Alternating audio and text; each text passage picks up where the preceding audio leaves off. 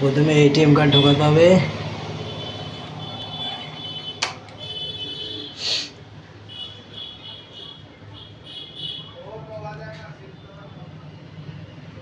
English, ঠিক আছে। তারপরে উইথড্রয়াল, দ্বিতীয় বোতাম উইথড্রয়াল। তারপরে savings account, for savings account 3 নম্বর বোতাম। তারপরে সে অ্যামাউন্ট, কত টাকা তুলবা বসাও,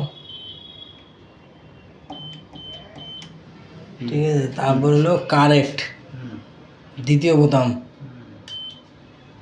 তারপর হলো রসিদ নেব কি না, রিসিভ, ঠিক আছে, ইয়েস।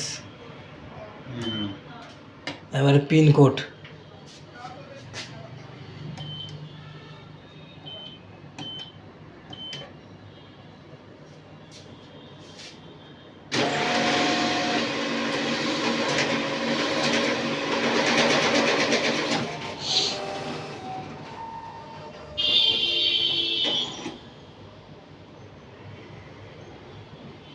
এবার টাকার ঢাকনা খুলবে। টাকা নাও মামা।